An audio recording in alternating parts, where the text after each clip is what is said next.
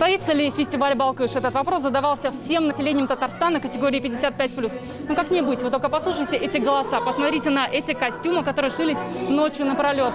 И все для того, чтобы сегодня выйти на эту сцену и засиять. 285 бриллиантов и один ярче другого. Самородков искали по всему Татарстану.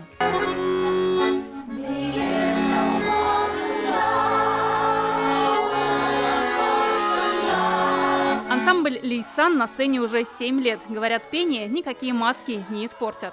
Нет, не мешает. И в масках можно, оказывается, петь. Из-за пандемии и зрители, и артисты строго в масках и социальная дистанция. Сегодня здесь поют, танцуют, зажигают на баяне и флейте. Правило одно – серебряный возраст 55+.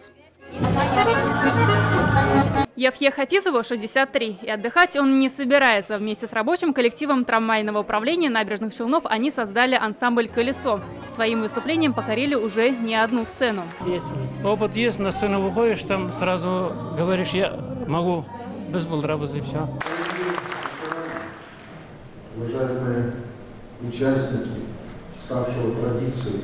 За 6 лет фестиваль стал визитной карточкой Татарстана. Число участников увеличилось в 7 раз. В этом году отбор прошел совершенно в новом формате.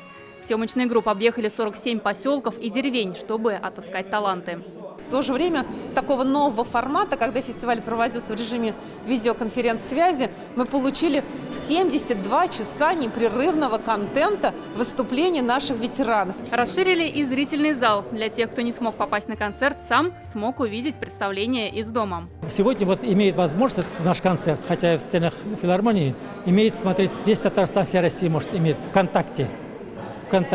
Вот посмотрим, первый онлайн-концерт посмотрели 32 тысячи человек. Исполнители очень интересные, очень колоритные, возрастной контингент тоже. Голос хороший, и задумана мизансцена хорошо, отрежиссировано. С удовольствием ходим, это настроение поднимается. Фарид Мухаммедшин отметил, что именно с таких жизнелюбов надо брать пример молодым. Это незаменимая работа.